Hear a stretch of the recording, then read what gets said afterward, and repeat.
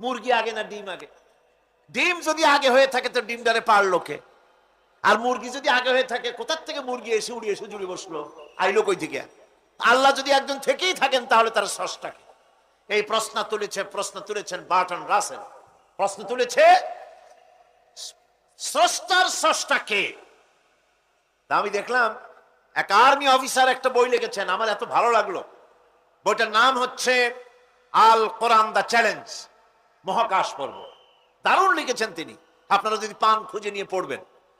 সে বইয়ের শেষ ভাগে গিয়ে তিনি এটার জবাব দিয়েছেন, স্রষ্টার স্রষ্টাকে তাই তুমি তালাশ করো। কানা সাহেব মানে কুজো সাহেব সিটই শুইতে একটা লবণ কণার দৃষ্টান্ত তিনি দিয়েছেন। একটা লবণ কণা, একটি লবণ কণার ভিতরে যতগুলি মলিকুল থাকে, একটা লবণ কণার ভিতরে যতগুলি ক্যালাস থাকে, একটা লবণ কণার ভিতরে যতগুলি উপকরণ আর উপাদান থাকে, অর্থাৎ একটা লবণ কণা যত উপকরণ যত উপাদান ধারণ করে, তার ধারণ ক্ষমতা যতখানি, এতখানি জিনিস ধারণ করতে 1000 বার্টন রাসেলের মগজের দরকার। একটা লবণ কণা, সেইটার চিন্তা করাই কঠিন। আর এত বড় মহাবিশ্ব যিনি সৃষ্টি করেছেন তার স্রষ্টাকে তালাশ করতে চাও, এটা কি স্বাভাবিক কথা? এটা পাগলের প্রশ্ন হতে পারে, এটা পাগলের প্রশ্ন হতে পারে। গ্যাগারিন টিটপ আর প্রথম মহাশূন্যচারী ছিল।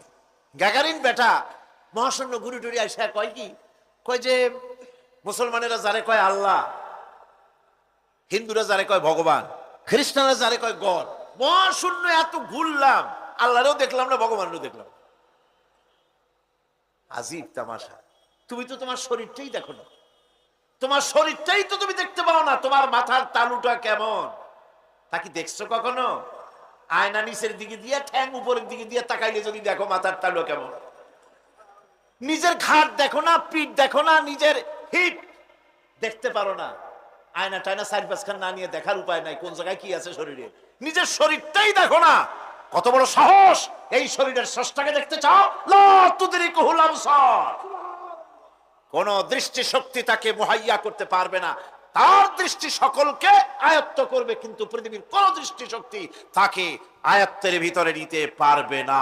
মুসা আলাইহিস সালামের মতো পয়গম্বর, তিনি বলেছিলেন রব্বি আরিনি, রব্বি আরিনি, আল্লাহ আমি তোমারে দেখতে চাই। আল্লাহ পাক বলেছেন লান তারানি, কখনোই দেখতে পারবা না। সুবহানাল্লাহ বিহামদিহি। সুতরাং এই পৃথিবীর সবকিছু ইঙ্গিত করে যে একজন আছেন, একজন